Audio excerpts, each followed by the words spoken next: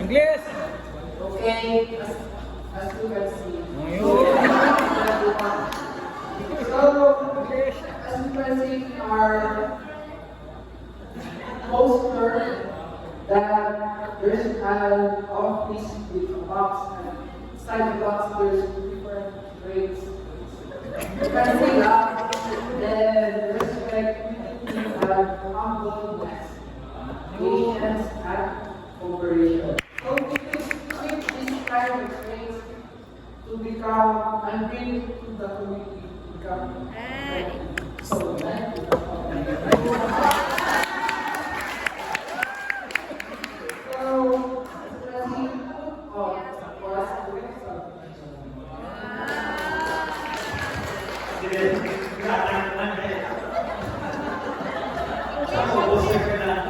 English! Oy!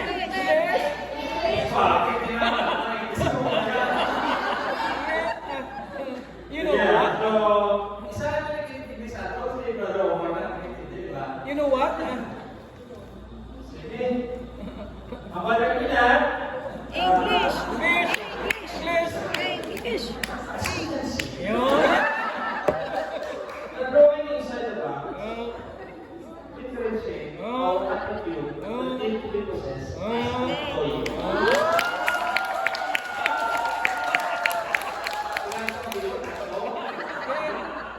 Ito ang ito. Nag-push lang ah. Every employee must possess this behavior, which is in Christ. Now, everyone delivers this behavior to the community to result in transformation. Because if they can see the submission or the traits or characters in the lives of every employee, it creates total submission to the will of God. Tagalog mo na yan. Ang hirap kasi pag-Tagalog ng English. Kahit masira-sira yung bagyo, yung bahay dito, importante may transform and affected dito. Espanyol o Okay, Espanyol? so, Espanyol. di paso ni Atlas ni Mati.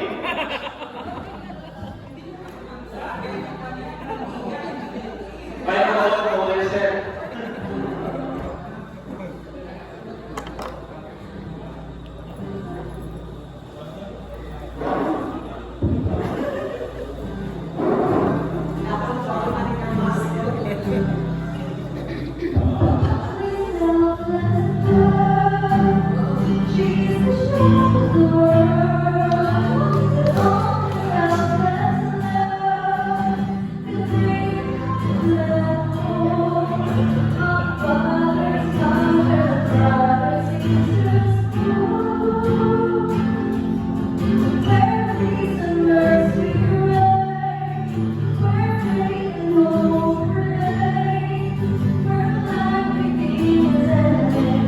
God,